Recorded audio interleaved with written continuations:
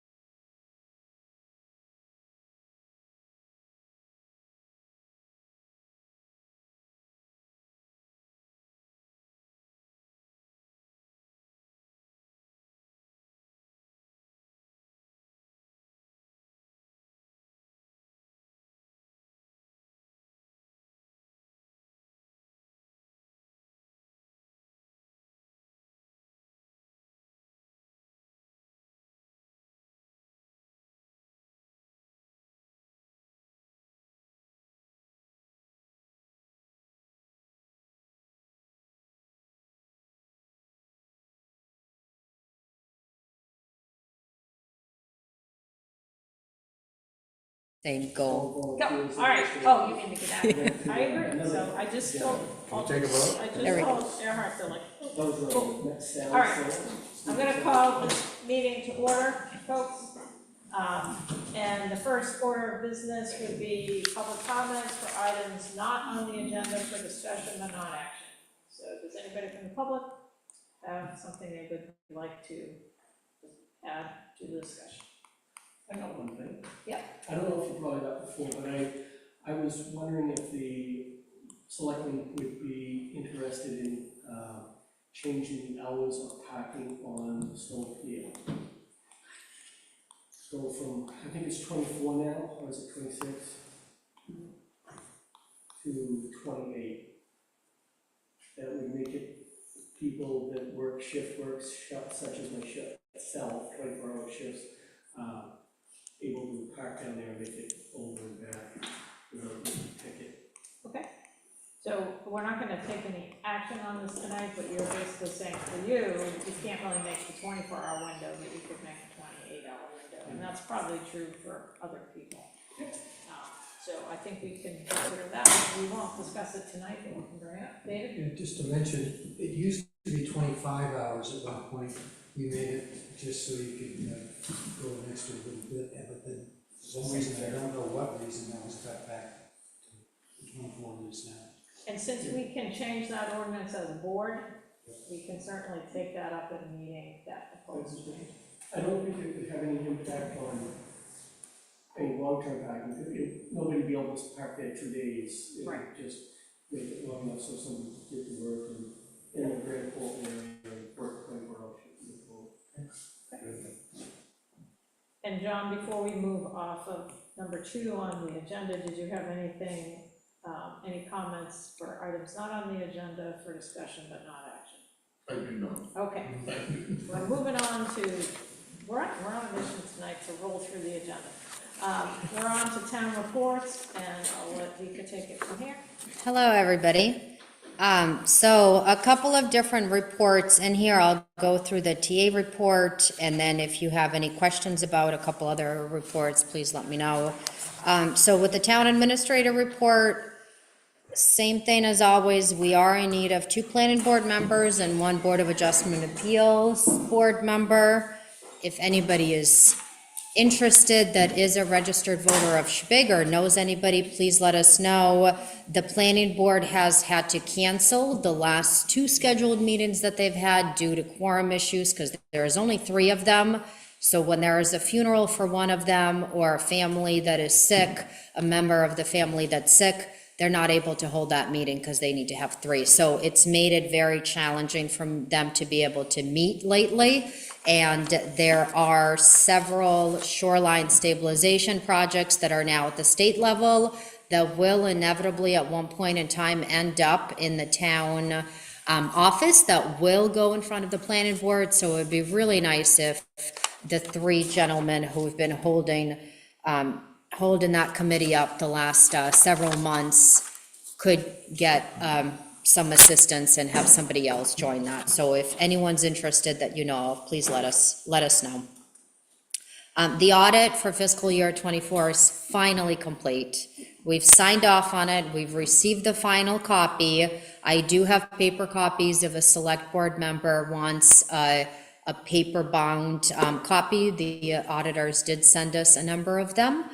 We do have it, I think it should be available at this point, on the town website under the treasurer area. So that is finalized, and then the consultant that the board hired, Mark, has been pretty active the last week or 2, communicating with us, asking for some additional information, and already bringing some positive feedback to Andrew and I that has been helpful. So hopefully in the coming weeks, we'll be able to have a little bit more to share with that. We are trying to coordinate a meeting with him right now to just get an idea of where things stand relative to the money that was appropriated for his time, because chances are we'll be needing to come back to you and ask for some additional funding for that. When we have that meeting and we have more information, then that will likely be on the next meeting or 2 for you for a discussion and decision. Any questions so far? All right. Next week, I am going to be in Bangor for 2 days for the MMA conference. So Wednesday and Thursday, I will be out of town at that particular conference. Pile replacement, timeline, funding, and everything associated with that.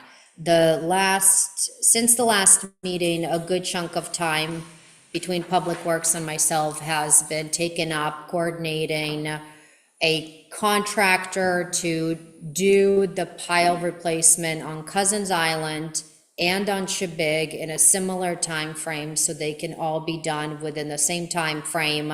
Communicated with Yarmouth to make sure that Yarmouth is aware of the process, making sure that what type of permitting is required is done. I did fill out a permit by rule and send it to GEI. They did let me know that based on the type of work, they don't feel like the permitting in their experience is needed through DEP process, just on a town level, which is great, saves us a little bit of money and a little bit of time. I have since reconnected with Yarmouth again, just to make sure that, well, on the Shebig side, we just need a permit from the code enforcement officer. I want to confirm that on the Yarmouth side, it's very similar. They did let us know that because it is Shebig infrastructure, that there is no need for them to be involved, and they just appreciated being notified of the process. We did send out a text alert today. We're still not quite sure of the timeline. The goal is really to be able to begin the work next week, but we still sent out a text alert, just alerting people, because the biggest impact it's going to have is for anywhere between 4 to 6 days, the CTC float and the boats to tie up on that float, there will be no capacity or access to tie up there. So those users will need to work around CTC for a couple of days. When we have a better idea, we will send out a text alert. I will also communicate that information with CTC. I had a long conversation with Matt last week, and that's one of the things that we agreed that we'll communicate to make sure that we can distribute to as many people as possible. It should be no more than a week of an impact for a total of 10 piles to be completely replaced on Cousins Island. And on the Shebig side, Shebig side is not as much of a concern because it's the 2 small floats in front of CTC, so people still have the capacity to be able to tie up on the entire length of where the lawn part of the tie-ups are. So keep an eye out for any text alerts relative to that. As far as funding side of that goes, I met with DEP. I did submit a SHIP grant.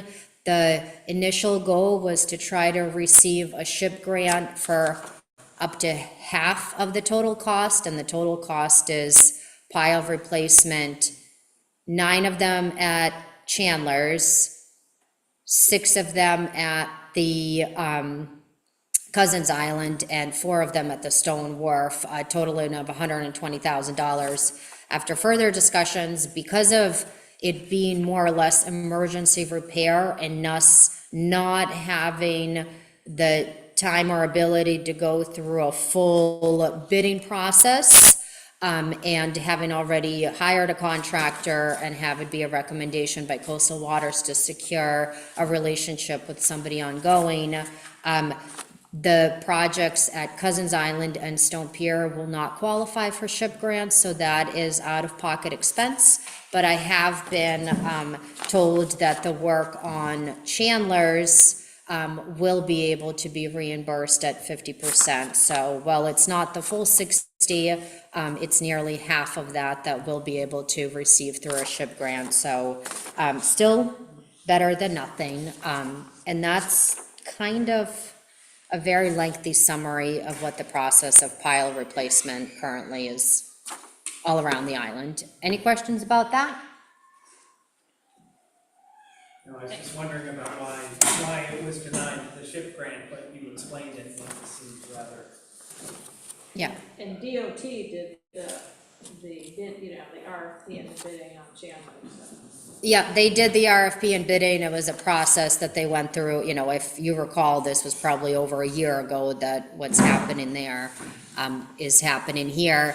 DOT did let us know that had we not had a contractor, if there was an interest, they could reach out to their contractor to see if they could add the work onto their plate. So it, you know, in case we were not able to line up, that could have possibly worked out, but we had already secured a relationship with this contractor per recommendation of Coastal Waters, with the goal of securing an ongoing relationship with somebody. So when these kind of things happen, we're not scrambling to find somebody. We have somebody similar to the relationship we've developed with GEI, being able to reach out to them for assistance on needed basis.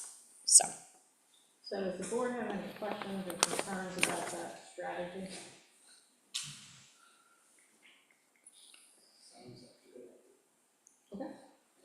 and then just a couple other things that have happened since typing up.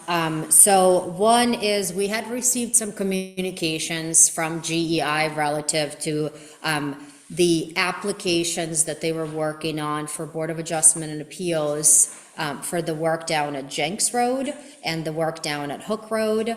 Once again, they had run into some issues at the Hook road area relative to elevation, and the question was really, at this point, is the big question is, because there is now an additional delay with the Hook Road, does the town want to proceed with them filling out the application for Jenks and kind of move that through, or just keep them all moving in alignment, so then they're both coming to the town at the same time? So I'll leave it to the board maybe to comment to see if you have a preference one way or another before I So, and just to Make a remind suggestion. everybody, those applications will go to the Board of Appeals. And the issue is, there's a bit of a drop off where we've had to move the parking up beyond the telephone pole, so there needs to be a little bit more design work. And, so I think my thinking, and I'm interested in what other people would consider, that I don't see any urgency on this, but at the same time, the Board of Appeals doesn't necessarily meet regularly, so it seems for kind of efficiency, it would make sense to have both designs ready and applications and send them through at the same time. And it's also likely that we would have somebody from GEI at the Board of Appeals meeting to answer questions, so again, it would just be more efficient, I think, but. The work, anticipated work, assuming, you know, the designs get finalized reasonably soon, it's not till next year anyway, right? It depends, it could have been, it could be this fall, it just depends on the weather. I don't think the actual work is gonna take a lot of time, but, it's really, in fact, this whole process has taken way more time than it's gonna take to actually construct the parking, but, lessons learned.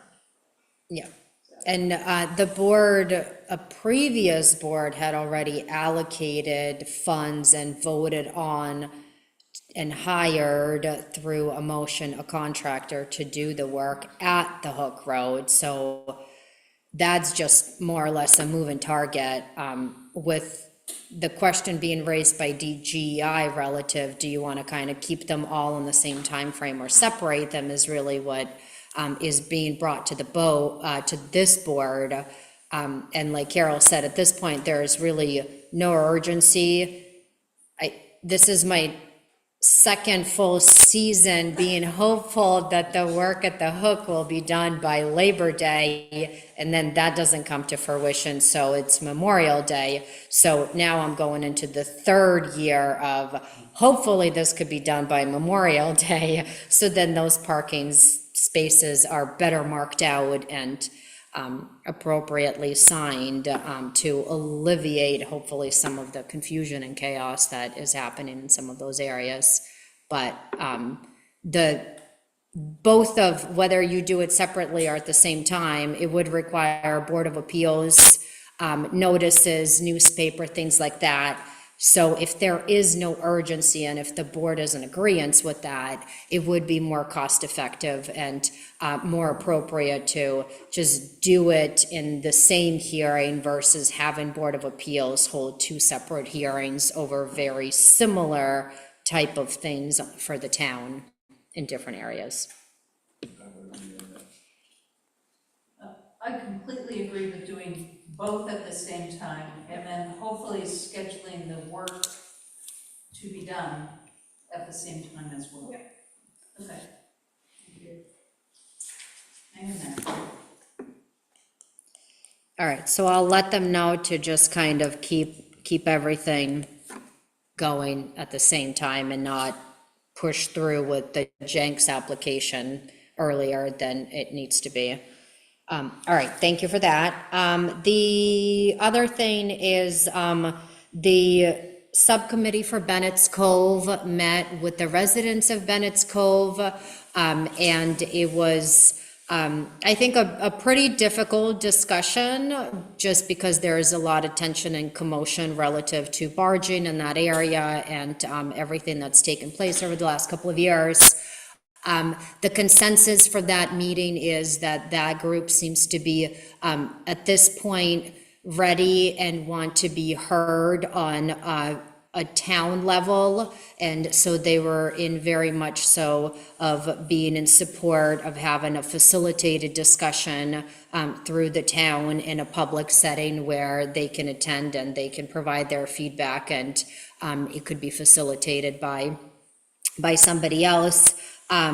With how the conversation went with those residents, I feel that Bennett's Cove situation and South Shore Drive situations, well, similar issues, a lot of similarities to the point that I think the most efficient way moving forward might be to have facilitated discussions between the residents and or the community, with both of those. And so what I would like to do is bring forth a cost estimate proposal to the select board to have it be facilitated, very similar like the parking and traffic discussion was done, to try to see if we're able to come to a better resolution with the director butters and the residents in the community in terms of how to move forward with both of these discussions separately, but in the right direction. And so I would like the board's opinion to see if you're in support of moving forward in that direction and having those discussion have some assistance through outside source facilitation in hopes that it could bring us some further efforts and moving in the right direction. Yeah, I think it's a good idea. I just want to clarify, would both of those topics be at the same time, or would they be two separate? I would encourage to do them separately. That makes sense. Yeah. I thought the consensus, or the feeling at the meeting was having a public forum like we have a parking workshop, that they would be able to address their issues in front of the town and other people in the town, and then also be able to express their concerns. And it seemed like that would be a way to bring some sort of, I'm not sure closure is the right word, but some sort of agreement or how do we move forward? What policies do we come up with? Giving them an opportunity to feel like they're being heard, I think is what they're looking for from what I got from the meeting with them. Any more comments from the board? So before we leave sort of town reports globally, does the public have any comments on any of those items? I just want to confirm, Deacon, you're going to proceed with the dual meetings? If the board is in agreement, I have already reached out to GP Cog to set up a time to meet with them so they can give me some ideas of what that could cost and look like, so we have a better idea of what those facilitated meetings through GPCOG could look like.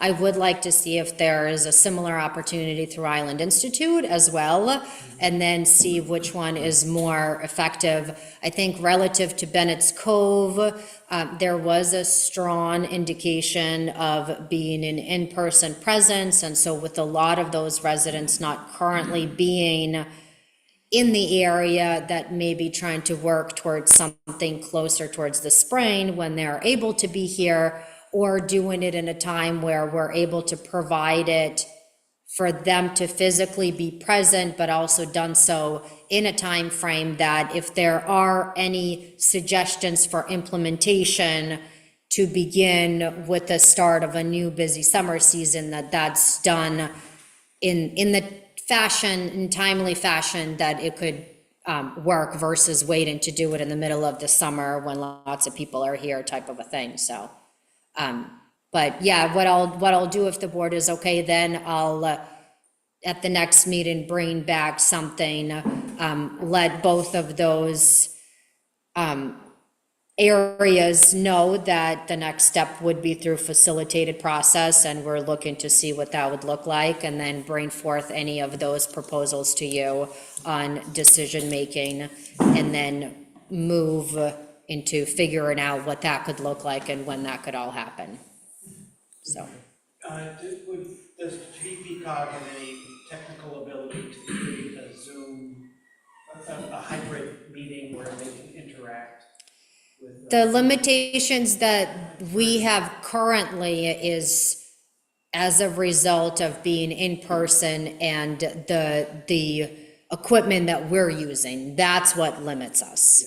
So, I think that's the difficult part, is we're not set up to be able to comfortably provide that hybrid where everyone is heard on both avenues. It's usually one or the other, and somebody is missing out one way or another. So that would be, I think, an important, and something that we heard in the meeting with Bennett's Cove, that is something that they would like. How could that happen is a challenge with the current system as it's being used, so.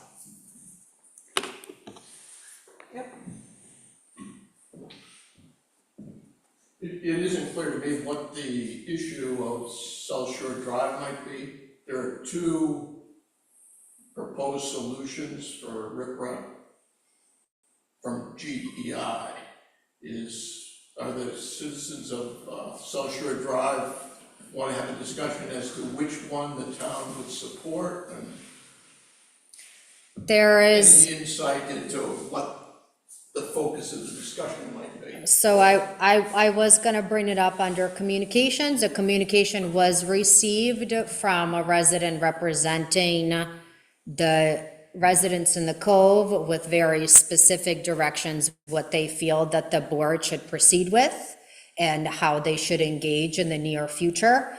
And so with how the conversation with the Bennett's Cove residents went, and with the communication received from South Shore Drive, I think that the town is now in the position where us just having these discussions through subcommittees is gonna be very unproductive.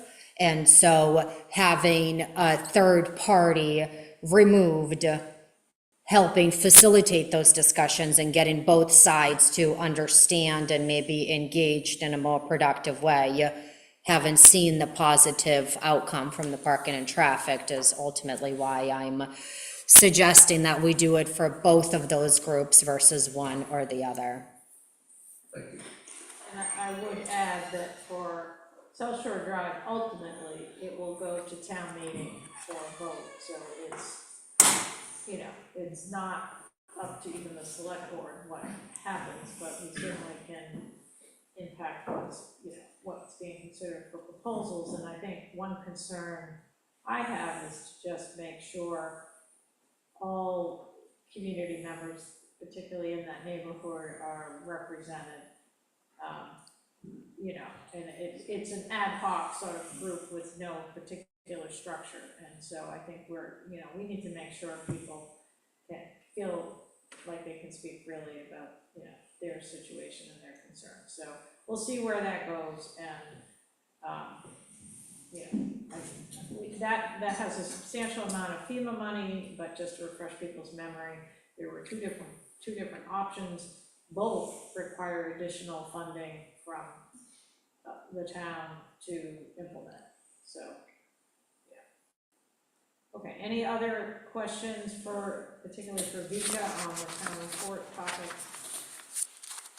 And I just wanted to say it was nice to get a report from the fire department, and fire and rescue have had 119 calls to date, which is kind of unbelievable, and I don't know, Ralph, is that more than normal, or how does that reflect? And then the other thing is, maybe you could explain, since you're here, what the objective of this committee, EMS committee on the Unbridged Islands, what's the goal for that? So the goal for the Unbridged Island, not completely clear on that yet. We have one meeting in Augusta, I got another one Monday, and I'm one of 8 people representing the Unbridged Islands in Maine. We got our feet wet in the first meeting, we got a lot of work to do. I don't know, we have to have a report ready for the state legislators January 1st. What they intend to do from there, I do not know. Do you think it's sort of, though, in part to recognize the unique challenges for Unbridged Islands on Yes, it's there. It was pretty clear there's a wide variety of challenges. Yeah. We kind of tentatively broke it up into 3 groups, Casper Baby in one group. I think Tinnitus is their own group. I think everybody, I didn't realize the difference in removing patients from islands was quite as wide as it was, even myself. But like in Tinnitus, it doesn't even have EMS on the island, and they usually take patients off in a lobster boat, and it's a 2-hour ride. So from there to where we are, there's everything in between. But I think a lot of good ideas will come out of it. I'm hoping the state legislators are looking at ways that they can change and maybe give us some money to help out.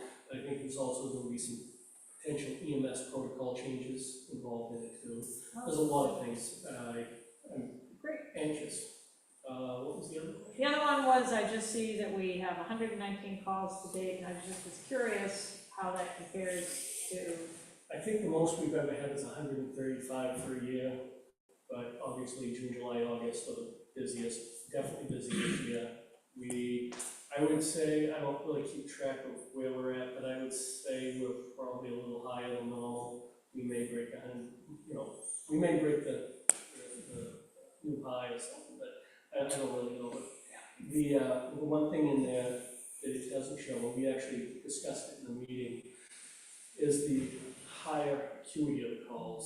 We have definitely, we don't keep track of that, but I definitely can tell you from the time I've been on the department, we've had more higher acuity calls than we've ever had. I'm sorry. Higher acuity. So more critically injured and ill people than we've ever had. There's no question there. It's been a test for a lot of people, and everybody's done really well and very happy and proud to be part of the department because everybody's done a really good job. But I would say it's been a very stressful year for a lot of people. Since we have all PCR and all that data is collected, does the state not have the ability, or maybe county EMS to provide us a report with breakdown of categories of calls, things like that? I could look into that. I don't know what it really does for us. It's such a small, if we just show up and take care of it, it's not gonna change how we operate, it's not gonna change, it's really not gonna change anything. We could look into it potentially, but, in bigger systems like San Francisco, Portland, places like that, then you would be looking at that type of information, get that breakdown to maybe put in a BLS truck, and a more advanced truck, and more trucks here moving, but it really doesn't change anything for us. That may be helpful for the people coming on or in the recruiting process, like We people will know what to deal with. Okay, well, thanks. Anybody have have any other questions for, relative to the fire department report that we received? Okay.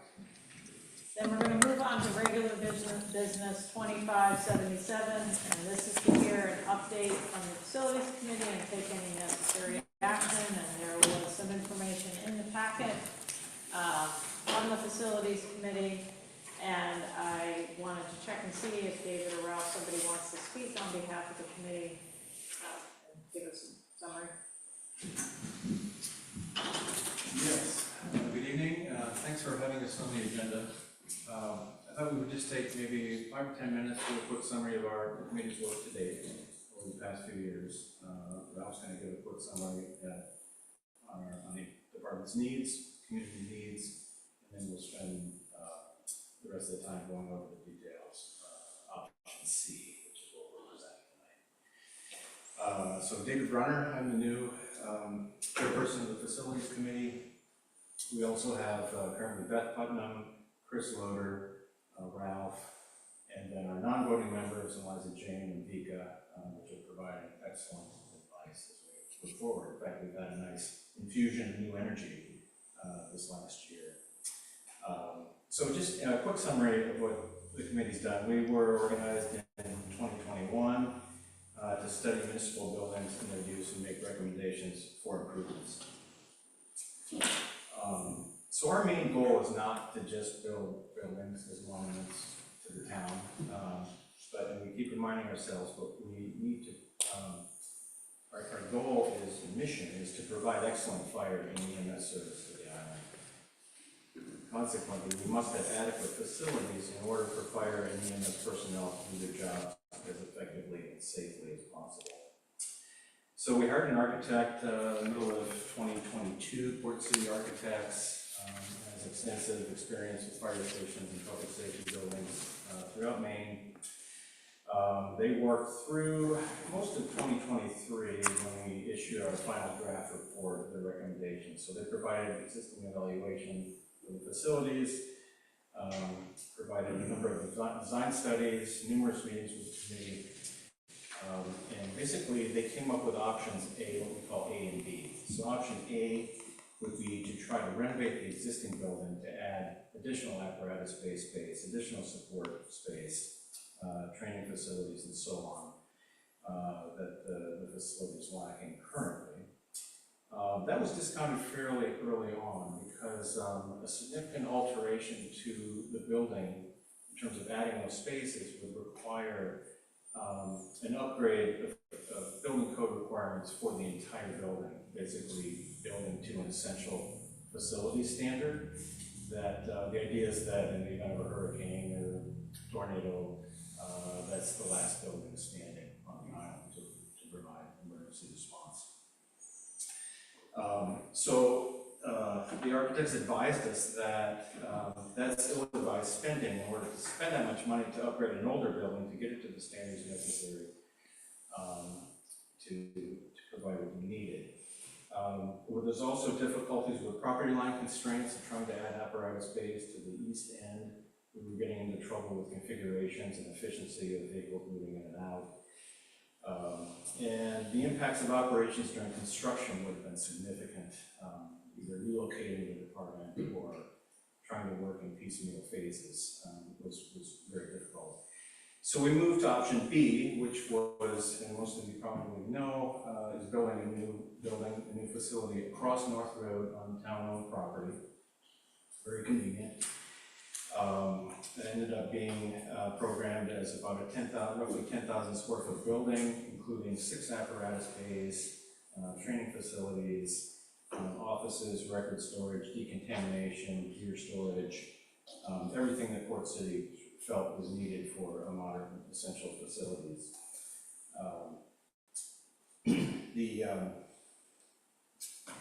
The solution, as you know, or may know, ended up in the cost range of $5 to $6 million. That report issued at the end of 2023 was met with not a lot of support. The town, we realized, and the town is certainly challenged with a lot of other priorities in terms of spending and financial resources.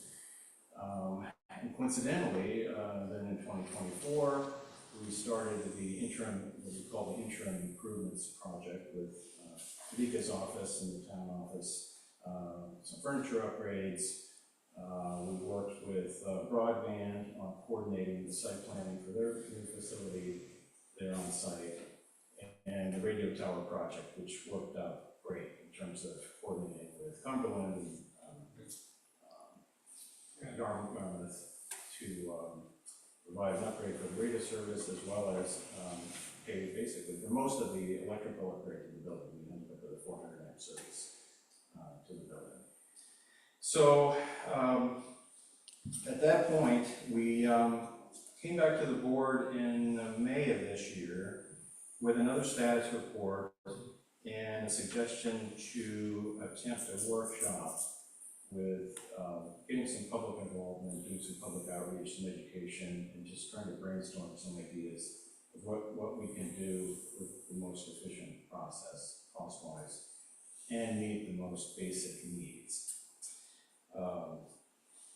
So that was our challenge at that point. I think at that point there was a lot of things going on in the summer, and then things were deferred to the point where we had started up then a number of meetings this summer, and wondering, well, what are some other ideas, just trying to think outside the box in terms of providing solutions to the most pressing needs in the most cost-effective manner. So Ralph's going to talk a little bit about what the most pressing needs was.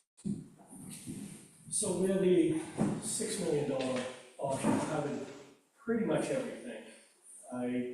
It was a $6 million auction. It doesn't, the auction that we're looking at is probably $2 million, $1.5 to $2 million, I think. It doesn't cover all the needs, obviously. Doesn't mean those needs don't need to be met at some point. But I think that my biggest concern that I can try to convey to everybody is EMS. We, since, I don't know, 2002, 2004, we've had per diems come over here and work, but we've got to come over there with per diems. The problem we have is we can't have nighttime coverage because we don't have a place for them to stay. They can't legally stay at the station, and there's other reasons we can get into. So the biggest pressing need is to have living quarters for EMS. That's like the biggest problem. Right now we have a pretty good rescue crew. It's a strain, I think everybody can attest to that at times. It's not the amount of calls that we have, it's the coverage. If we knew when the calls were coming, it would be really easy. 120 calls is not a big deal if we knew when they're coming. We don't know when they're coming. And we had one day where we had 3 calls that overlapped each other. That was a long day. So I've seen this happen in every other town. You know, Yarmouth, Cumberland, Falmouth, Freeport, they all used to be fully volunteer departments. They're all now mixed departments, meaning they have volunteers, but they also pretty much on every day-to-day call is covered by the per diems. I think we would be naive to think that we're not headed in that direction. If you put it, I've said this before, if you put it on a graph, you know, we do great. Right now we're at kind of a peak. We got EMTs. We might be able to get a couple more coming in, but then they fall off. We definitely have less EMTs now than we did 25 years ago. The needs for the EMTs are higher too. The manning is like training, everything is huge. So that kind of pushes the EMTs down. But we have to make up for that somehow. What people need to realize too is if we don't have an EMT on the island, we can't hold that rescue. It's against the law. We will lose our EMS license, meaning we won't be able to have an ambulance service anymore. So we have to provide at least one basic EMT on every call. Now, our backup plan is if there's nobody around, which could happen because I've been only EMT on many occasions. What happens if something happens to me or my wife or my child, I have to take off? Now we don't have anybody. We can't run that rescue. Backup plan is to call Yarmouth. So by the time Yarmouth gets over here, we call them out, they come over, or Long Island, or Life Flight, you're looking at about an hour delay. So if you're laying on the floor bleeding, or you're having a heart attack or a stroke, an extra hour is gonna be pretty significant. If we can get to the hospital between 45 minutes to an hour from here right now, but if you add an hour onto that significantly changes everything. So hiring per diems is very costly, very costly. So we want to put that off as long as we can. I'm not, by no means, I don't want somebody to think I want to turn this into a career department. That is the last thing I want. I want it to be fully volunteer, paid volunteer for my whole lifetime and beyond. I don't think I can, with a clear conscience though, expect that to happen and not plan for the future. So that's where we came up with the living quarters in Plan C, is it then? It gives us an ambulance, 2 ambulance bays that put the unhoused ambulance inside, and it gives us adequate living quarters for the communities, places for them to sleep. There's nothing extravagant there. They're bunk rooms the size of college dorm rooms. We also have to take into account there's very few EMTs in the state. So if we're hiring a per diem, we're competing over Yarmouth, Cumberland, Falmouth, K3, all those people. They're all fighting for the same people, so it's very difficult. So I'm not saying we have to have the Taj Mahal, but we can't have some broken down system, living in a trailer. It has to be a reasonable place for them to stay. They have to be comfortable. We have one thing going for us is that we don't have a lot of calls, but that's actually going against us too, because most people that are in EMS, they'd like to go on calls. You might come over to Shabig and do a call from a shift or 2 or 3 shifts. You never know, but those are all things that we've been discussing for a long time. It keeps coming up over and over, and I think that it's important for the public to understand that this is what we're trying to do. We're trying to keep the cost down as much as we can. It's my taxes too. I don't want my taxes to go up, but as I get older, I also want the ambulance to be there at the department when we need all this. That cover it? Yep. Okay, so before we get into the occupancy details, any questions so far? Okay, great. It's a burning, this might be out of the purview of this part of the discussion, but just saying the overnight bays and people staying over, it is mentioned before, but could those people be cross-trained into being the deckhand on CTC? You have to be a deckhand and. I mean, just because, So, there are 2 difficult overnight crews. so no, you'd have to have, deckhand would be separate. These would be, they could be cross-trained, they could potentially be a firefighter EMT, but the primary role we have to cover would be EMS. And I don't know, maybe we can, we've done daytime coverage, and maybe we'll be able to cover the gaps and fill in what the EMTs need for the next 10 years with daytime coverage and be all set. But we can't count I'm this. just thinking of having heard from CTC and their trouble hiring their staff, because it's a big ask to have somebody spend the night on. Oh, yeah, no, absolutely, yeah. But you have to have a dedicated deckhand and a dedicated EMT. Yeah, they can't do captain, both. yeah. They have to do one or the other, they can't. Makes sense. And tech and EMT.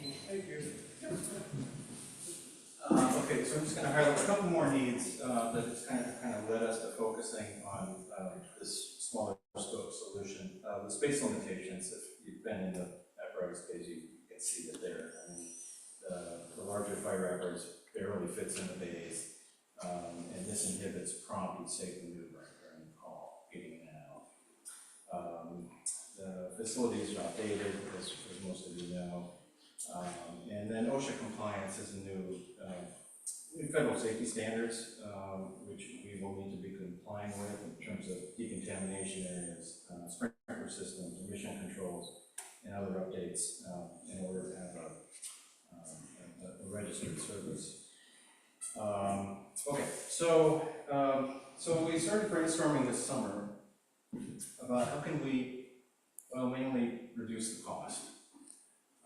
And that results in a reduced scope, but focusing on solving those needs that we just talked about. So we almost started from a target budget and then moved back to see what we might be able to do for that. So we were thinking about reducing the scope of the new building area from 10,500 to 3,000 square feet. And this might be accomplished in a pre-manufactured metal building, very cost effective, similar to Paul's buildings down at the Beauregard. It won't be the most beautiful buildings in Chesapeake, but completely functional.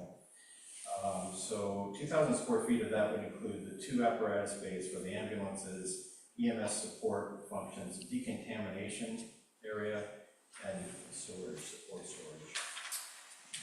And then we're suggesting the possibility of a 1,000 square foot modular building for crew quarters and other municipal staff, if that might work that way. This might be similar to the workforce housing over along South Road, although not to that scale. 1,000 square feet would be smaller than those that building is. Again, modular building being the most cost-effective approach there. And then as EMS functions move out, the existing fire barn, we would have some maybe modest remodel of the existing spaces, mainly to provide exhaust ventilation, which is not accommodated there now, and utilize some of the space gained as the EMS vacates. So with those square footages, and we just did some back of envelope square foot estimates, setting let's say a target budget of $2 million. Something in the neighborhood of the scope of the school renovation project that we did some years ago. Talking to Port City and looking into a little more federal and state funding options available, if we could do a 50-50 split, possibly. Again, this is all hypothetical, we're just throwing this out. So we'd have a municipal bond of approximately $1 million and then try to secure $1 million from federal funds. And the other part of this is we don't really want to abandon option B yet, because we do think we'll have future needs 20, 30, 40 years from now when we should make plans to accommodate all of those solutions. So we would implement this option C with the planning in place to add phases later. For instance, add apparatus base down along. It's shown dotted on the diagram that you have. So pros and cons of this approach. Reduced initial cost might be implemented in coordination with other area needs. We think there's some opportunity for shared use site infrastructure. If we develop that site across the road, we have a new well and septic system that might be shared for a variety of municipal staff needs. For instance, public works crews that have to stay overnight, or the sheriff's department, or the sheriff's lodging quarters, which the long-term prospects of keeping a rental going might not be the best thing. So that may have separate funding, but at least could take advantage of the infrastructure on site for water and sewer. With the cons, we have a reduced program. There's about 4,000 square feet of space needs that we would not have in the first phase. A big one potentially is there's no initial solution for the town office needs. We had a whole separate study for the town office in terms of record storage areas and meeting spaces.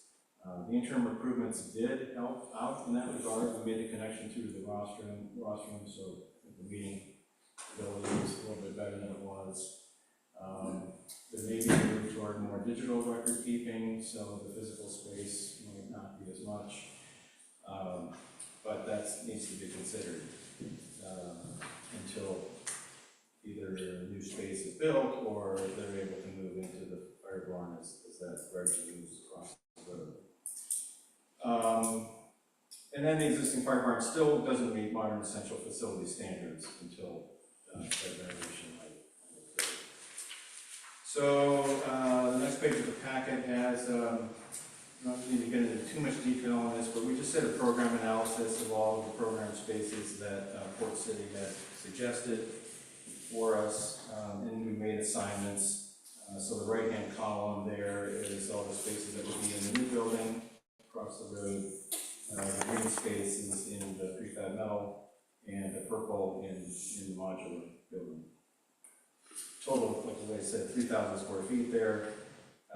We have 3,500 in the existing fire barn, so it's a total for fire and rescue of 6,500. So we're still not quite to the 10,500 program level, but these functions in the new building are meeting our most pressing needs. So, looking at the site plan option, this is the aerial photo with the boxes drawn on, very schematic level. It's not really designed yet, but it basically shows areas where the EMS apparatus bays would have direct access up to North Road with an apron there. South facing, it really melt off of snow. I think it's a good orientation. And then this modular municipal staff building further down to the west. Again, with frontage on the road, so there's visibility across to operations going on the fire barn. Parking, we talked quite a bit about volunteers arriving without conflicting with vehicles leaving. So that's a loop around the back. So it's very efficient for people to come in, park at the back, and then move into the back of the apparatus space and then go out on the hall. And then just showing we're showing the space where future sheriff quarters are possible, which could be another modular or stick-built structure there, taking advantage of the septic and combined well system. So the last page, well, second to last page is then a full detailed plan of the spaces, showing the EMS satellite building, the two ambulance bays, decontamination room, small conference room, report room, bathroom, storage of records, and EMS supplies. Very simple, 2,000 square foot in that piece there. And then the dotted lines show you where the future apparatus bays would be added on for the fire department moving in, and then expansion off the back of the building. Municipal staff quarters, as you see there. I mean, this is just showing the 4 bunk rooms, sort of dorm style sleeping spaces, really. This could be phased to provide whatever per diems that we felt were necessary, and then add them incrementally in. A very small day room space, a kitchenette, and a bathroom there. So that's it for that. Any questions on the plans or the program? Yes. So I'm just not clear, is the living space a separate structure or is it integrated into the EMS building? Well, we thought it might be separate just because there might be different building technologies. Yeah. I mean, it may be a link, we've covered breezeway, so we Yep. don't have to worry about snow. So municipal staff is the bunk. Correct. Well, yeah, and then there was some discussion that maybe there's overnight need for snow plowing, people that might come. Yeah, no, I was just trying to Equipment mechanics. understand if it was in the building or not. Yeah. So, I know some people get, well, looking at the drawings, decon room, people get confused on what a decon room is. A decon room is gonna be just big enough to basically get a stretcher in there and clean the stretcher off, get all the bodily fluids that we don't want anywhere else. And that's all the decon room is for. And it would be a place somebody could take a shower to, that would be clean. We touched on it, but this option C frees up enough room so that we could actually buy a tank truck that would fit in the station too. So that would be a huge plus. And some of the things coming down the pipeline from the state and federal government in the future, I'm guessing, I hear a lot of chatter about it, is we don't have a place for our turnout gear. We have it on the walls in the apparatus room. That's not what they want to see because of all the carcinogens, the exhaust getting in there. Even with the exhaust removal, they get in there. So any of the new stations being built, there's a separate room, completely separate. So that doesn't address that, but Good. Okay, so on to our possible approach timeline, critical path timeline. So this is a possible outline of steps in chronology of how they might occur. Now, There's some assumptions made here, mainly about how funding might be secured. We took some advice from Port City and looked at some similar comparable projects, although for larger towns. One being, they're working on a station up in Thomasville.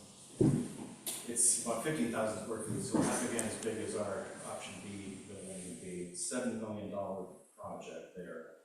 They passed a municipal bond for $3.5 million for half of it. They're going for the 50-50 split. That was earlier in February of this year. Passed on the condition that the remainder of the funding would come from federal grants. Susan Collins' office just issued a notice in July that it's passed the Appropriations Committee to request $12 million for 5 or 6 stations in Maine. Station improvements, some new buildings, some additions onto existing buildings. So that will go to the full Senate and House for final approved 2026 budget year. And that model is sort of what I'm representing here. So the next step, as we see it, would be to flesh out some of the details, finish a preliminary design phase based on option C. That might take place through the early part of next year. Then we'd have a public outreach phase of some education, some workshops, some brainstorming ideas, and then a preliminary evaluation of some additional funding. Again, Port City recommended, and I think at Thomaston and maybe Freiburg, you would go and make contact and find out if there's an initial possibility of the funding for the project, in which case then you can sort of set up your model of distribution and what it might be municipal bonded. So that would be targeting a town meeting in 2027 for town approval to proceed, assuming we feel like we could get support for that. Then final design and engineering occurs through the latter half of that year, securing the additional federal funding. So the way the timeline worked this year was applications were made in April. The Appropriations Committee approved in July, and who knows with budget, federal budgeting now, what happened. But this allows for a whole year for that process to occur with applications, reviews, and approvals. Then permitting, bidding. These are quarters, by the way, each one of these columns. So there's another quarter to half a year to secure the bids and contractor arrangement.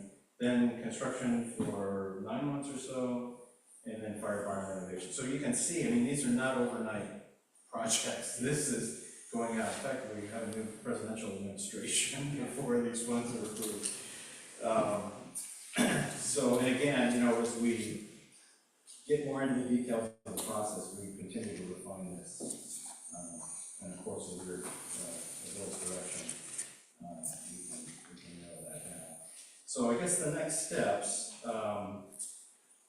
is these are what we call pre-schematic level concepts.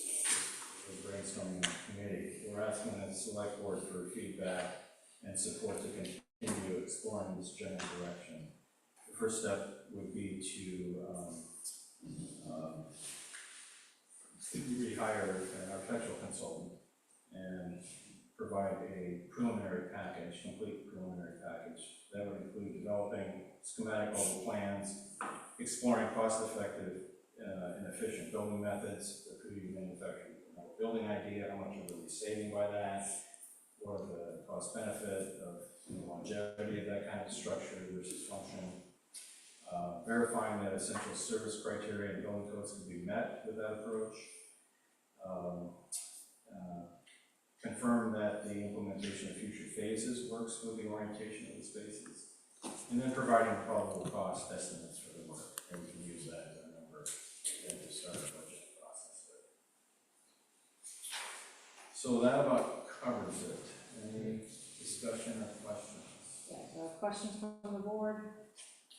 I'd like to speak first as a select board member, as a representative, and I want to thank you for coming up with this much more cost-effective solution with a good eye on what is needed in the future, and learning about the fact that we need to build to this essential facility standard is important.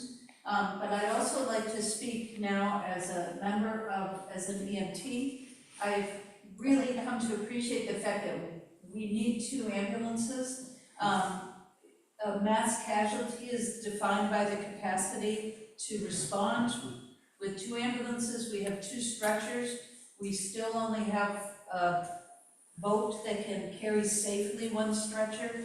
So that second ambulance, which currently is housed in the tarp shed, really is an important piece of equipment that we have. And having seen it be used this summer and last winter as a backup, it really is important in the future, being able to provide good service to the people of this island in the case of if we have 2 or more injuries and needs for EMTs. We're not even talking about personnel there, but all hands on deck. So I see this as a solution that sets us up well for the future.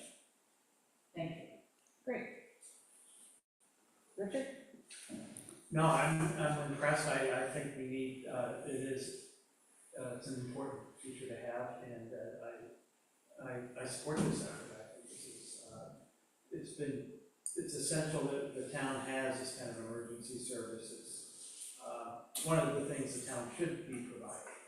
The town doesn't provide, there's a thing, but we should be providing a solid service. And this seems to be kind of a bargain compared to the first one.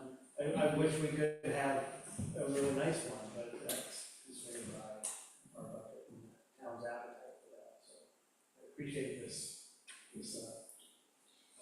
way forward to do it. And I would also like to say, if the prefab metal structure doesn't have longevity, that's not a great option. I think we need to go for longevity. One of them. David, anything to add?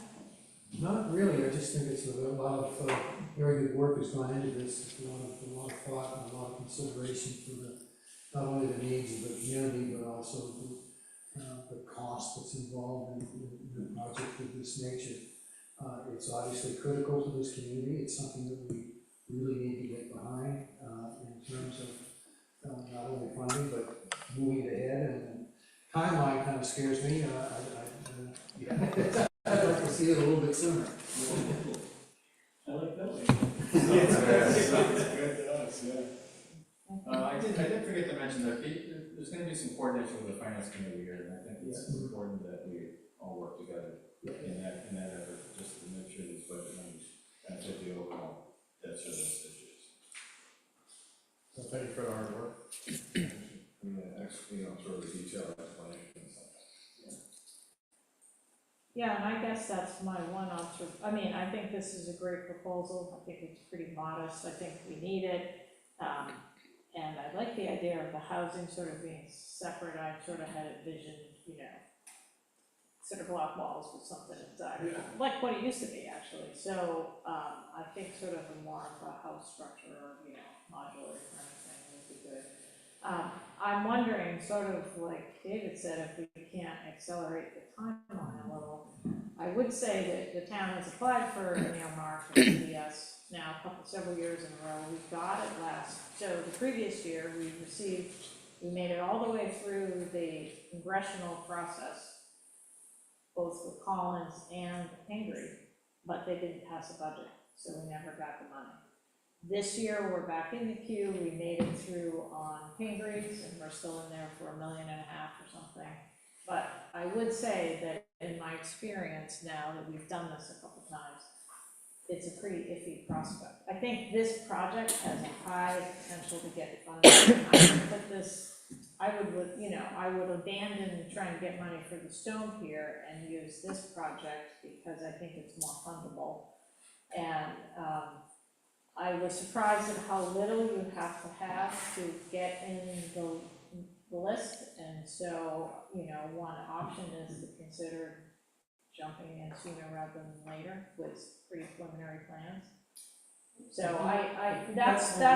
I think having some money, you know, say targeting town meeting to basically appropriate, you know, not appropriate money, but agree to bond a certain amount contingent upon other funding would help the earmark application. That's been our experience. We had money in the bank and that helped, but I do think it's hard to know right now. The whole process is pretty messed up right now, honestly. So, but I think this project, you know, I think you could consider, you know, with a preliminary plan, working with the finance committee, you know, considering town meeting 26 to kind of at least get community support for a bond and consider the earmark, which usually comes in April or May, I don't know.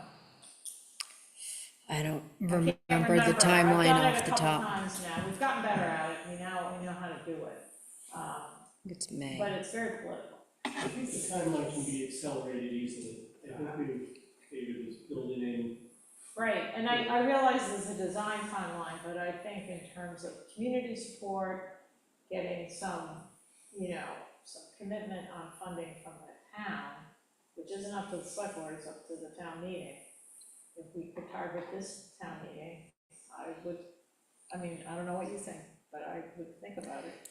I think if the board is in support of the proposal as presented by the facilities committee, the next step would be, at this point, because this is a new concept that's being presented, I would feel comfortable if you provided a motion supporting the option C as presented for the facilities committee, and then authorize the town administrator to engage in with Port City to move forward with a contract. What would happen at that point is we would have to engage Port City.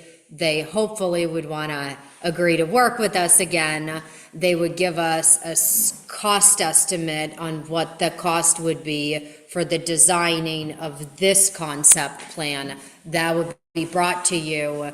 You'd approve that, funding would be appropriated, and then the committee would have the authority to work with Port City on implementing those, and the timing, I think, at that point would be within Port City, hopefully, if that's the goal of the boards, to try to work within that schedule. But I think those are really if the board is in agreement, the next steps into moving it forward and then letting the timing fall into place as best as it could.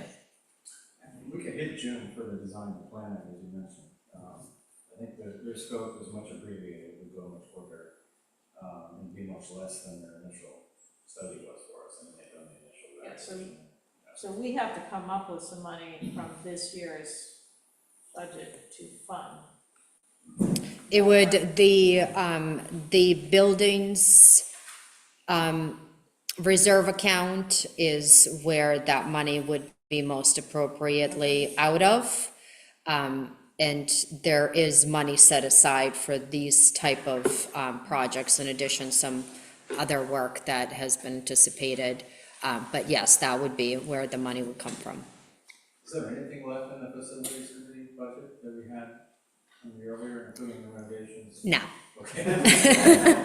I mean, maybe a couple of dollars give and take, but we really maximize that budget too. And I guess before, John, did you have anything specific from the finance committee that, you know, you think's important, or what do you think about the project and the timeline and the cost? I like the scope of the project compared to where we were before. With the big number, there was a lot of talk about how you get the town to support this project. Right. And I think my takeaway tonight is what Ralph talked about, with the need to have per diem housing, and be able to support having EMTs on the island is critical. 2 ambulances readily available for service, not using the Quonset hut, And then creating the space for the tank truck, which is an essential part of the fire equipment that we need to upgrade and repurpose. That makes sense. Cost-wise, I think it's reasonable. How it fits timing-wise with where we end up with the stone pier money and our ability to bond $5, $6, $7 million in 3 or 4 years, we have to think about that. Right. But So I do think that's, we sort of know what the stone pier amount is generally and how we implement. It's not 100% in our control either, that's another challenge, but I do think, I would agree that community support, I think, would be high. At this type of a project, my sense is the community would support it pretty quickly. I see no downside to maybe trying to get some support if it works, working with the finance committee, if it makes sense to do it in this upcoming town meeting, rather than wait another whole year.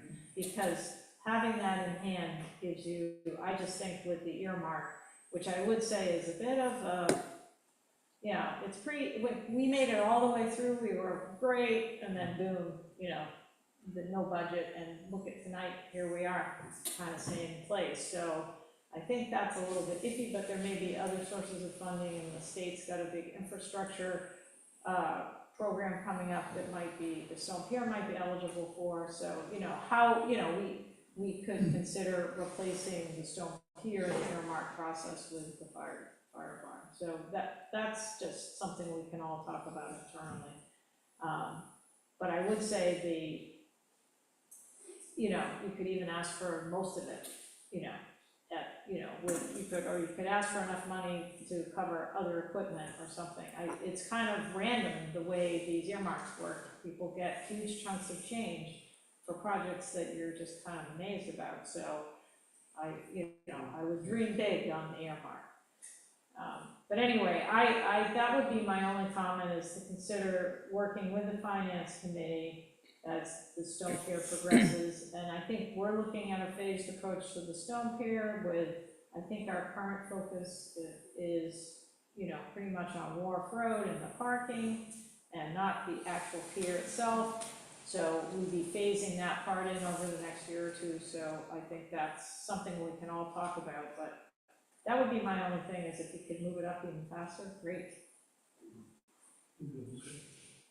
And I think the other thing is just in terms of bonding, we have to consider the impact on the taxpayers for that. So. May I make a motion? You may. I'd like to make a motion to authorize the town administrator to engage Port City architects to design for option C and provide cost estimates of option C with funds from the building and reserve account. I think we're authorizing, what we're looking for is, we're looking for the town administrator to get an estimate. Engage with Port City for an estimate For the design. for the yeah. For a design estimate. Yeah, so do the design services that would then provide us with that information. So we're gonna be appropriating whatever that might cost. So Vika would come back with.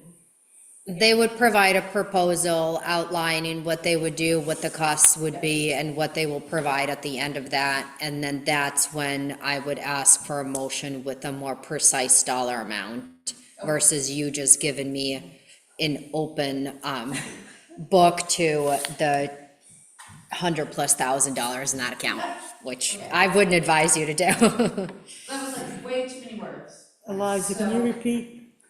So a motion to authorize the town administrator Yeah. to engage Port City architects to design, for design services. To By an estimate. provide, Estimate for design services of option C. Correct. Thank you. Do we have a second to that motion? Richard. Any discussion from the board? Any discussion from the public? Okay, go to the board, all in favor? Great, thank you.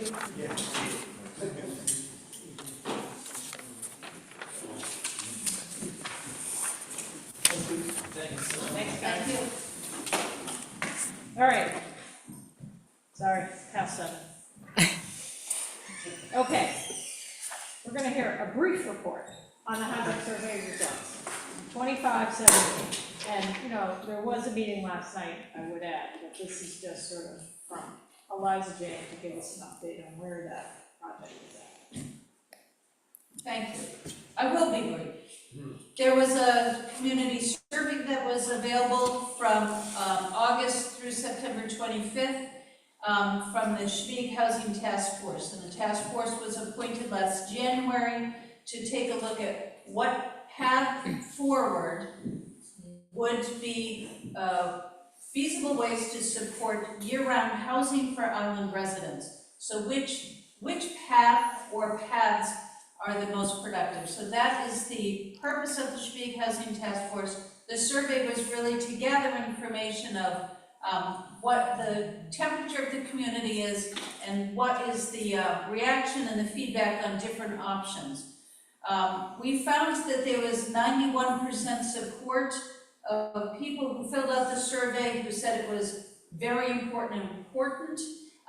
This gives us a good indication of support of the community for finding ways to secure options for year-round housing.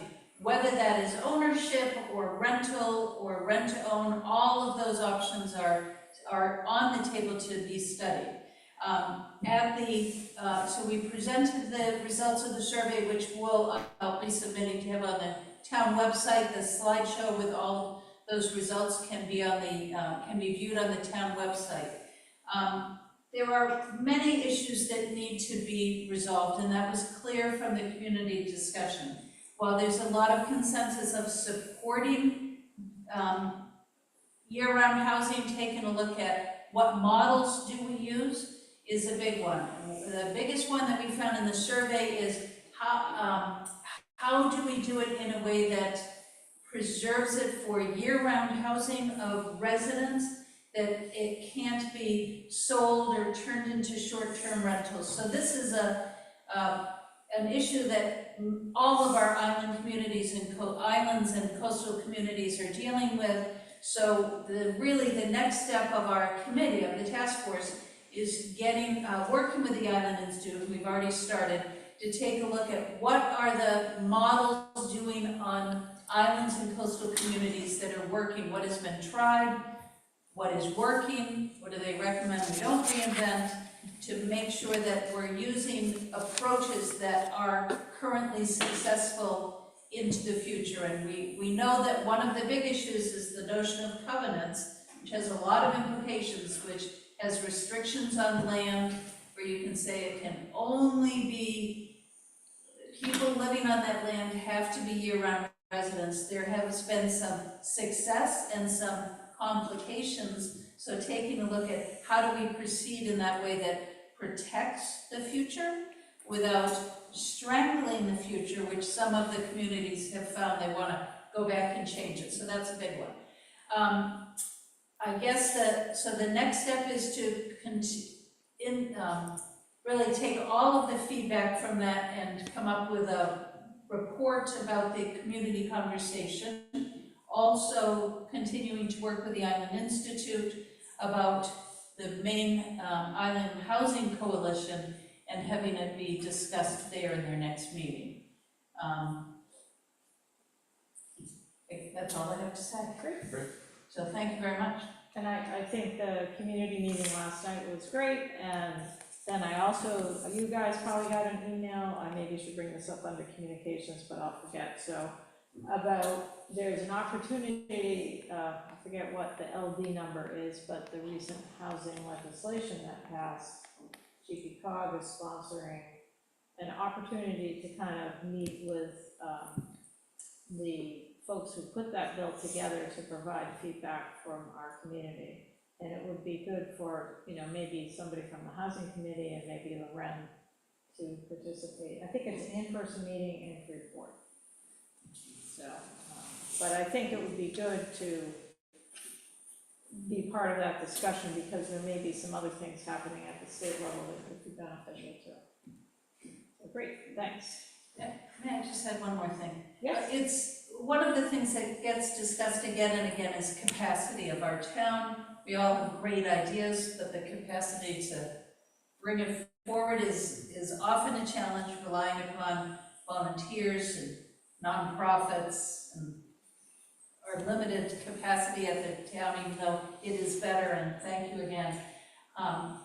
At some point, we might anticipate asking the town to fund a position to move this project forward.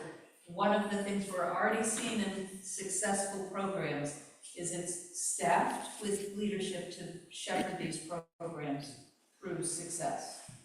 Just giving you a heads up. All right, so get in line with the fire department. Thanks. So, any questions, any other questions from the board, the public? Some of the folks were here last night. All right, next. 2579, to review and adopt the fiscal year 2026 select board priorities that were developed by the board at the select board retreat on September 19th, 2025. The select board priorities were summarized by GP Cog from our meeting, and we included them in the packet. I'd rather not, so Christina put them together and identified certain tasks that several of us need to take to, based on what we consider the priorities. I'd rather not take the time unless people feel it's important to go through these individually. But what I would like to do is, there are several specific tasks that a number of us have to do. I'd like to set up sort of a spreadsheet on the SharePoint drive, and I'd like folks to put in a date by which they'll complete their tasks, so that we hold ourselves to actually doing these, because there were a couple things that we agreed to last year that didn't come to pass, and so I think some of these are bigger than others, and some can be done in the short term. I don't want to dictate what the timeline is for everybody individually. I think you can dictate your own, but then we'll revisit that periodically to make sure we're making progress, because I think a lot of these are pretty important. And there are a couple low-hanging fruit actions, and so those will also include, are not the same as sort of the general priorities. So I guess, given that, if people are okay with that strategy, I guess I'll take any comments or questions from the board on this. Anybody have anything? Okay. Anything from the public, if you've seen it? And there's copies here if anybody wants to look at it. Yep, John? So, full disclosure, I'm on the CTC Finance Committee and a subgroup that's working on strategic direction for CTC. And one of the priorities was related to having some conversation with CTC about paying for infrastructure improvements, etc. So does that mean that the board has some interest in CTC contributing to capital costs of floats and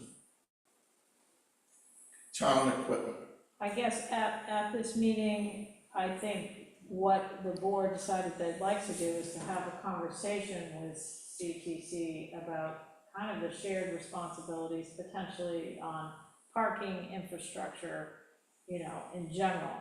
And so that could include, revisiting, there was a sinking fund that maxed out at 25,000. That seems a little small. And so whether we need to kind of recreate or reactivate that. So yeah, I'd say it's to start a discussion. I don't think we have any particular financial goals in mind at this point. So in light of this particular priority, I did spend a good chunk of time meeting with Matt Ridgway from CTC, just one-on-one, and really talking about some of the things that the retreat covered pertaining to CTC, and how the direction is really to recognize that both CTC and the town are very much so important, and how could they work better together. And maybe the first step is to meet as boards and look at all of these intertwined agreements that exist and see how those could be revisited in a more beneficial way, so then both entities are able to operate more efficiently in conjunction with one another. And so the consensus of that discussion was that we were going to bring it back to our boards, and then the subcommittees would meet, and then likely bring it back to the entirety of the boards. And Matt and I were both in agreements that at some point in the future, rather than having small subcommittees, it might be more effective to just have both committees all together sit down and have these conversations. How the boards choose on their own to progress with that is up to the individual boards, but that was kind of the starting conversation. So not necessarily coming from the town and saying you should contribute financially for infrastructure, but what could be done, or even the $25,000 fund, the contribution. It's very vague what that goes for. So revisiting that, figuring out how that could be more effectively and efficiently used, things like that. So that conversation did kind of start rolling. Are you proposing the idea that we have something like a workshop between the two boards? At this point, no, I'm not proposing anything. I'm just saying that that was in our conversation. What I'm learning is often with these subcommittees, progress is made, but they're also having to bring it back to the full boards for full discussions. And with CTC and the town having several agreements that are intertwined with Yarmouth and court decrees and things like that, that it could be most effective in the future to just have both boards in the same room, so everyone's on the same page, having those discussions at the same time. But that is a decision for the boards to make together, not for Matt and I to tell you that that's what you should do, so. So I think that will be sort of something we'll be following this year. And I think it goes beyond financial too, it's sort of operational, kind of, besides. So I think if there are no more questions or comments on the select board priorities, what I'm looking for is sort of a motion to adopt those for our fiscal year 2026 priorities. And it's that simple. Go for it. Am I on a roll now? I'd like to make a motion to accept the priorities established in the select board retreat dated September 19, 2025 for the fiscal year, next fiscal year. Thank you. Anybody second? David second. Any other discussion on the board about the accepting these priorities? Anybody else in the audience? Oh, Vika. So current fiscal year, not next, would be the only amendment, because it is for the current fiscal year. For the current fiscal. Thank you. Even though we're not there in 26, right? Thank All you. right. I just want to say thank you. It was a good day. It was very productive for all of us. It was wonderful to be working together and looking at these priorities, and it felt like a good use of our time and representing the needs of our town. So of course, the fire and rescue station isn't on here. We just moved ahead with that, but we can add that to the list. But this was just really helpful as a select board person to prioritize what we're doing. Great. All right. So I think we have a motion and a second. So, all in favor? All right, so we're stuck with those now, guys, so. So I will, before the next meeting, you'll get an email from me with a link to fill that out, but before the next meeting, let's establish a timeline and make it realistic for you, given what other things you have going on, but, don't drag it out. Okay, item 2580, to discuss and review a proposed draft of a townwide communication policy. So this came out of the fact that we adopted a communication policy, as it was called, that was really specific to the select board. So I looked into what the options were for sort of more global communication policies to cover some of the items that we've discussed from time to time. I will say that I didn't find a lot that were townwide.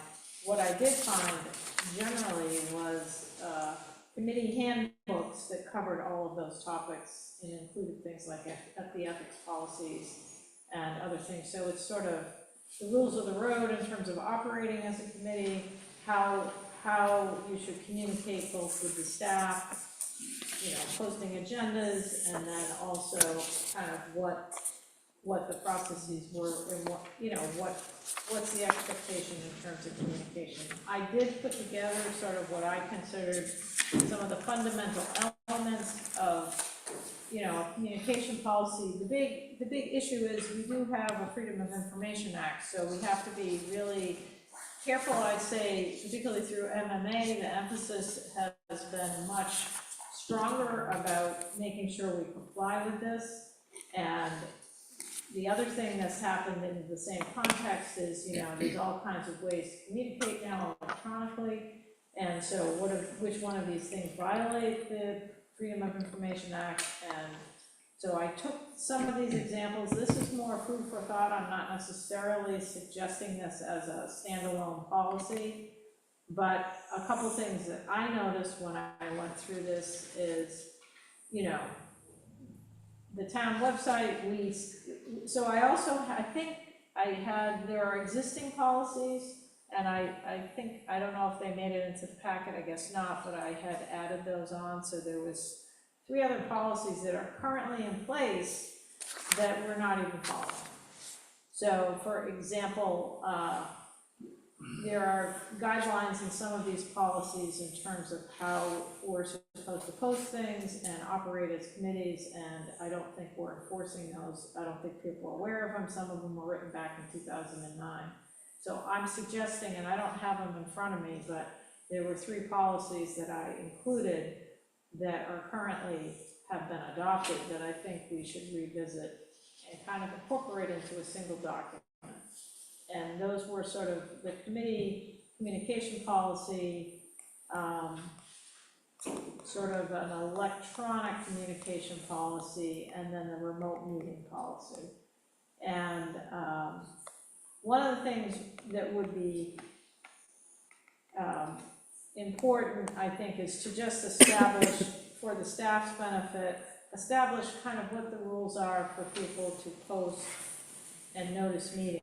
And right now, here they are, they're linked here on the back of this policy. So right now, the remote meeting policy, the way it's written, it has to be adopted by that particular committee to be used. And I don't think we're doing that. So let's revisit that and decide what we want for guidelines. The committee guidelines policy definitely has some things that are not being utilized in terms of being very restrictive about how the agendas, the meeting minutes, and stuff are being posted and maintained, and I can tell you that a lot of committees aren't doing that.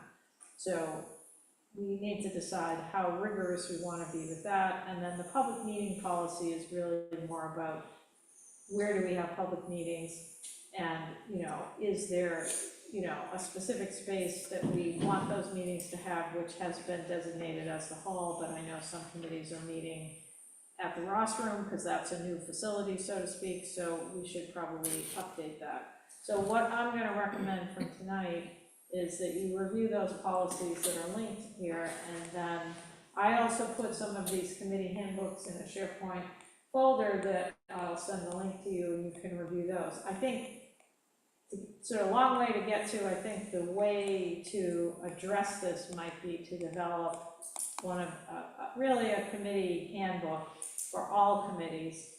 And, you know, that way everybody's working off the same thing and it's more of a comprehensive document. We can use some of the existing ones that other towns have put together as a basis and tweak it for our benefit, rather than have what we have right now of 4 different policies that nobody even knows about. So, and that way, when someone joins a committee, they get the committee handbook, and that, it, you know, it covers things like ethics and stuff that we already have, but it'd be nice to consolidate, kind of like our personnel policy, but for committee members. And a couple things that I did notice, for example, the Climate Action Team has a website that we've had since shortly after we began, that has a lot of information about different projects we've worked on. We've posted the results of some of, you know, the outputs of some of the projects. Actually, right now, our policies prohibit, you know, websites for the committees, so they're only supposed to use the town website. So either we need to take our website down or we need to change the policy. And it is important, though, to think about, do we want committees to have their own websites? And the thing we haven't really addressed so much with committees is their communication policies and making sure people understand that texting is a form of communication.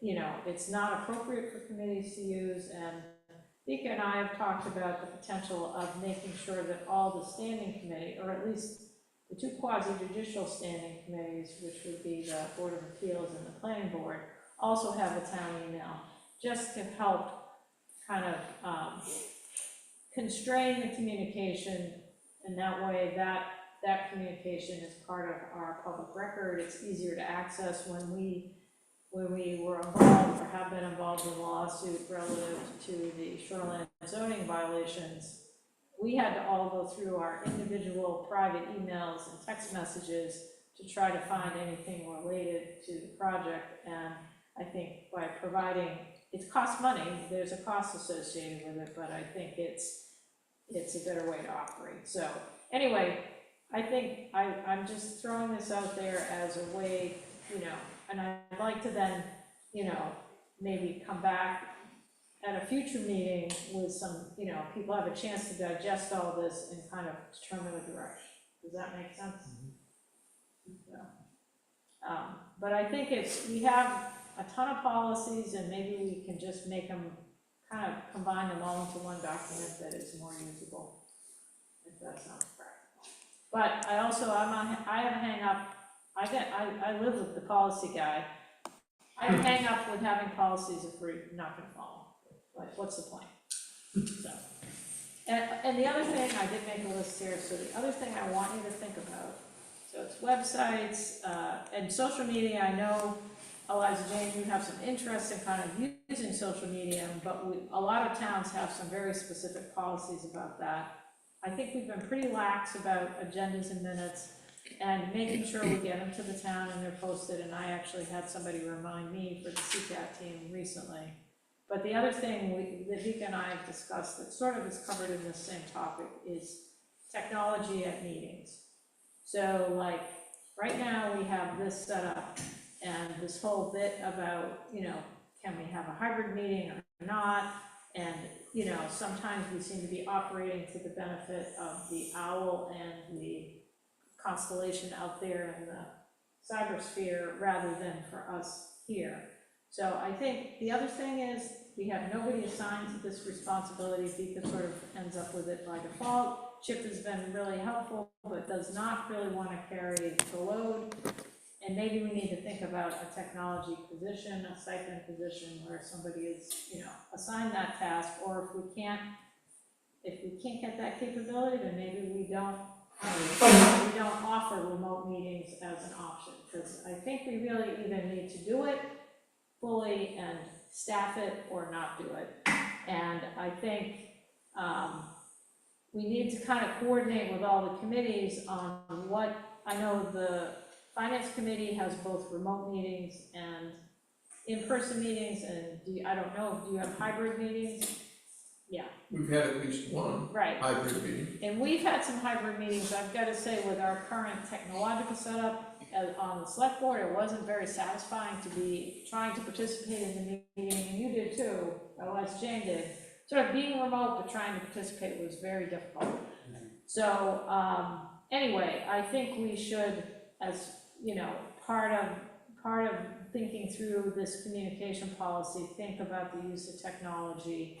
And do we need to improve our technological setup? And if so, I think I'm also hearing from several volunteers and staff that, you know, we need to figure out who's gonna do this.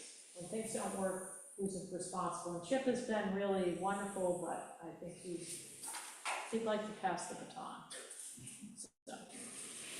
So that's on your mind, that's on your list for things to consider. And I do think different committees are doing things differently, and we need to kind of get uniform. And we did have a situation where the planning board, the code enforcement officer wanted to attend remotely, but they don't have a setup they just hadn't had the practice of operating that way, so that made it impossible. So being an island, we probably should think about a reasonable policy for remote meetings, because it's pretty convenient. But it has to be workable and make sure that if people are participating remotely, they can fully participate, which is not really feasible right now. Would you agree? With this setup, it's not. When this setup was, and David can speak to it, I think he played a role in this, it was set up to accommodate the COVID world. And then post-COVID world, it became an expectation.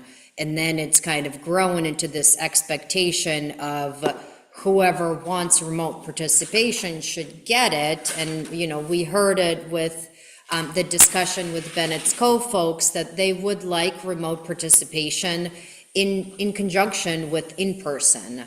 This system just simply does not allow it. And that makes it very difficult to explain that to people when they're sitting and watching some of these meetings through YouTube. You know, the town Zoom account, several people have the login information to it, and there are often times when I go to log in and it's telling me that I can't start a finance committee meeting because somebody else needs to let me in, which means somebody else is logged in somewhere with that account. And so there is enough of issues that are being created that are causing difficulties or delays in times when we are trying to do either remote meetings or hybrid meetings. And so I think before adding what form and what types of forms of communications are part of it, text message, Facebook, all of those things, I think this is the direction that the town is going in, and that's what the community needs, that's what the board is expecting. I think really focusing on upgrading the system so it's in line with those needs before expanding additional services and additional, you know, Facebook and whatever else is out there, that, you know, this is a priority, and I think there is a cost associated with it based on the little bit that I've heard from the hall, and the hall is not part of the town, and so there's that whole discussion that becomes far bigger than just providing remote participation. So I just wanted that to be on your radar along with kind of how we're operating as committees, because it's kind of a mix.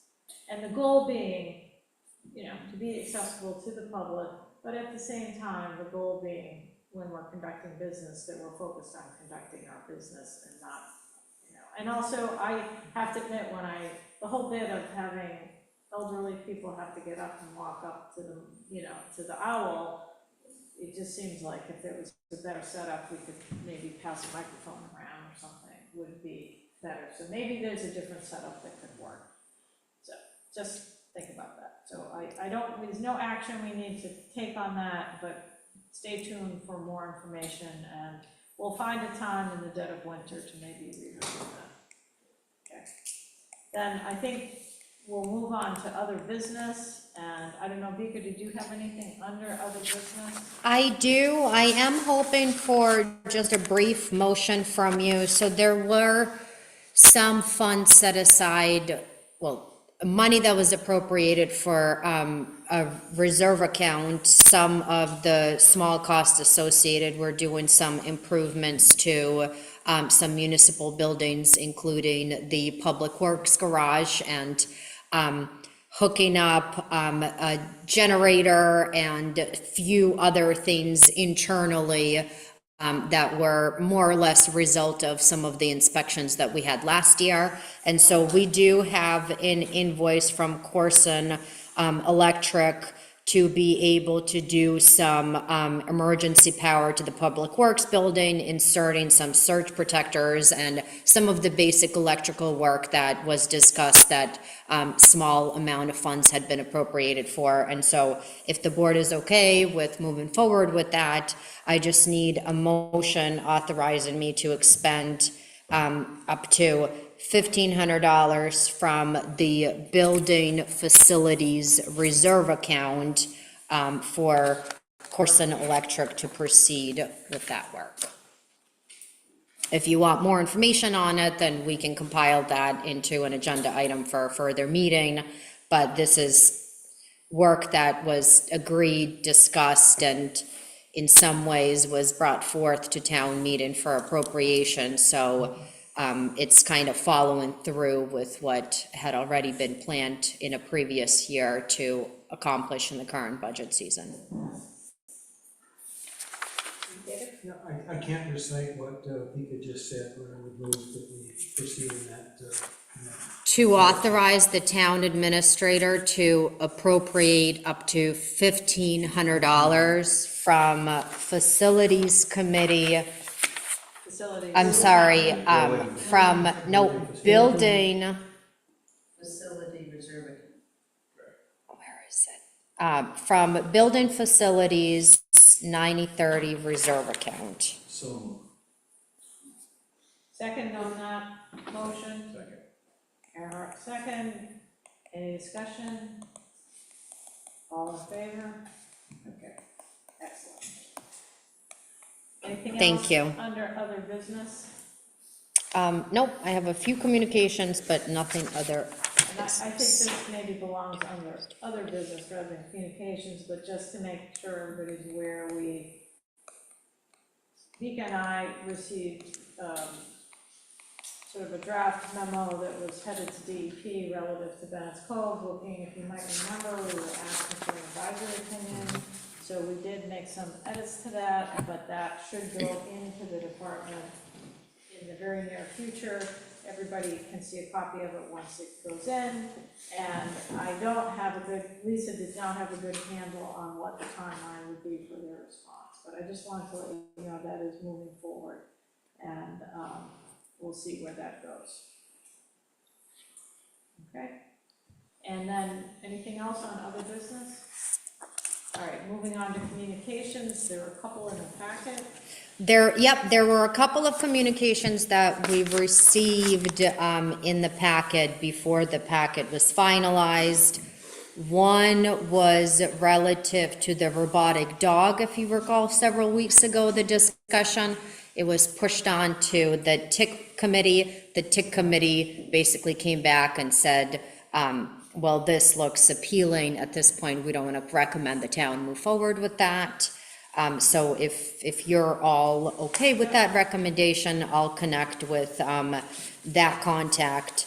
And then the other communication was received from Lynn Mills, and it was really her taking the initiative to check on traffic trends on Shebig, and her providing a report, just, you know, with the work that she took to do this, putting it in the communications to see if the board wants to move forward with any of that, or recognize it, or do anything with that, that would be helpful. And then I do have a few other ones. So relative to those two that were in the packet, are there any comments or any direction you'd like to provide me with? Well, I can concur with the recommendation from the TIC committee, just to thank you, but a thank you, you know. Yep, so I think we can thank them and say we appreciate their suggestion or recommendation. I guess on Lynn's parking, did anybody have any thoughts? Traffic safety? Is that what we're talking? Traffic trends on Shabbat. Well, I mean, certainly, thank you for doing all the work and, you know, taking the interest to the research on just sort of the traffic level, and that we're, I think, just communicating that as a town, we're well aware of a number of safety issues which we're currently in the process of trying to address. For example, along Soldier Road, whatever, the hook, the corner there, you know, and there's a number of ideas that we're exploring, so we would concur that it's important to maximize citizen safety on our roads. I don't think we need to go beyond that. That's my opinion, because I think we're doing those things. Anybody else with thoughts on Lynn's traffic study? It was very good food for thought and some creative ways of looking at it and analyzing what's going on and potential for the future, so I would say thank you for the food for thought. Okay, and I think the basic, I think two things stuck out for me. One was the number of cars coming but also going back, and I think her assessment that they're being barged over to bring things over, you know, perhaps with visitors and then going back. And so maybe that, as if we are gonna meet with CTC, maybe that's also part of the conversation, is sort of understanding. Right now, I think the way I understand it, it's cheaper to barge a car over than it is to pay for parking after a certain amount of time, and so maybe there's, if we think that's contributing to unnecessarily bringing vehicles over, we could have that discussion with them. And then the other thing that I think is pretty striking is the increase in the number of golf carts. And so, we've gone, you know, in the past decade, we've gone from 1 to almost 100. So that's a pretty big increase, and she, you know, she identifies some of the issues with that, but, you know, that might take some thought on our part. We do have an ordinance that relates to, I forget what it's called, but it includes golf carts, but it was really intended more for off-the-road kind of ATV vehicles at the time, for people who had to get out of the driveways, and we may want to revisit that to see if we need to, and maybe we want to segregate parking for golf carts. That's another thing. It's sort of happening, but maybe we want to officially discuss that at some point. So I would, if people are comfortable, I'm happy to respond to Lynn and thank her for, and also to the tech report and thank them. And, you know, I think this should kind of be filed along with the other parking workshop information, and maybe we want to take this up later. That sounds okay? Anything else would you recommend on that, Lisa? No, the only thing to add to that is there is a grant funding opportunity through GPCOG relative to some parking studies. And so I have tasked as a small side project for Loren to really look at that application.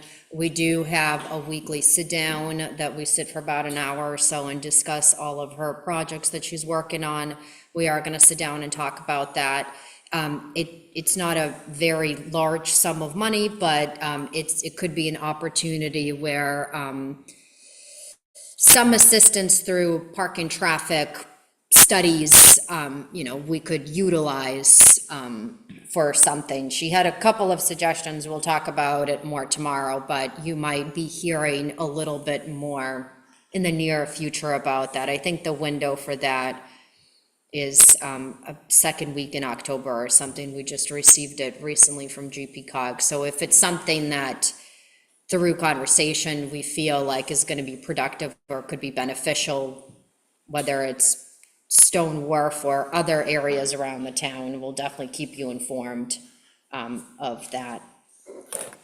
Or maybe, you know, investing in speed bumps, something, you know. There is definitely an opportunity there if there is funding available, so we'll keep you informed relative to that. I just think it's important in general in that letter, just to, maybe in the categories of concerns that we're already starting to address or having discussions or that were presented in the parking meeting, just to touch on those, because it'll overlap a lot of the things that she said. So it's like, yes, we agree in general Right. concept, right? So, Right, but I think we do have the summary of that meeting from Jamie, and I think we could add this to that Right. sort of file so that we keep it, because I think that shows a lot of initiative and work on her part. Just a few other communications briefly. So the town from Maine Municipal Association from Risk Management Service did receive a check for $2,280, and it was a dividend check, basically for good performance and loss preventative efforts. So we, as part of MMA, Park of Risk Management, we pay into all of these services, insurances, things like that. If we're in good performance, if we don't have reports and accidents, things like that, we do get a little bit of money back based on that. So we did receive that, which is good. We're not getting into accidents and not using the insurance that we pay in. There was also a communication that I had mentioned earlier was received from Bruce Anderson relative to a discussion from the abutters in the area.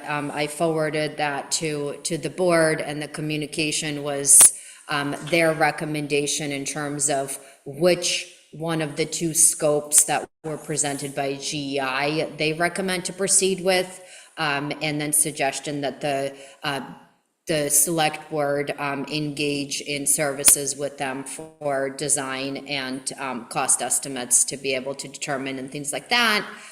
That email came in prior to what the next step should have been, as it was discussed, which was have a meeting with the stakeholders. That was delayed due to him being away on vacation for a couple of weeks, but with that email coming in, that was basically my trigger to recognize that maybe having a facilitated discussion would be most effective at this point in time, if that's the direction that that group is going into. So that was a communication that you should have seen. Another one was received once again from GP Cog, and I was going to, in my discussion with Lauren tomorrow when we sit down, suggest that she attend this meeting.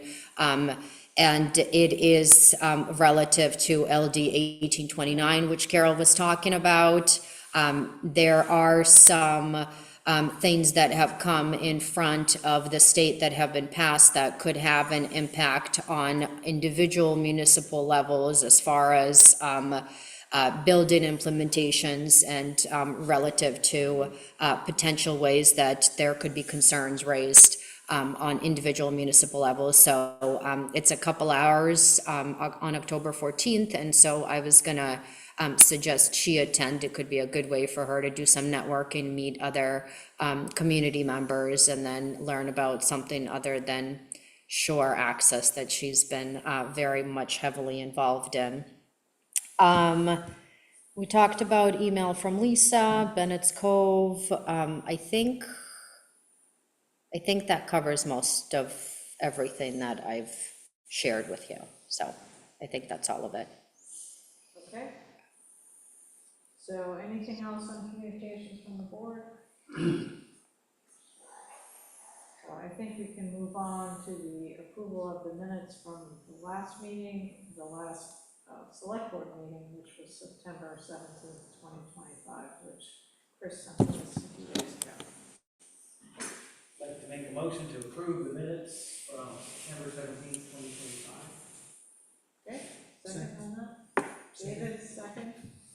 Any discussion on the minutes, any corrections? Have people read them? I hope that we're approving them. Okay, all in favor? All right. And then, items to be placed on a future agenda, that is, certainly, you can also contact Pete or I anytime to do that, but if people have something they think should be added, good time to remind us, yep. We, and I thought I had mentioned it for this meeting, but we need to have an executive session for the nomination of someone to be on the finance committee, so if that could be at the next. Okay, so basically committee appointments. Correct. Okay. Thank you. For Finance Committee? Correct. Okay, I believe an application was turned in a while ago for an additional person on the finance committee. okay, I guess We'll we'll, definitely check into it if that's the Thank case. you. We'll and maybe I can, I'm on the verge of recruiting somebody for the plan, I'm trying to recruit somebody for the plan. Maybe more. Oh, tell me, please.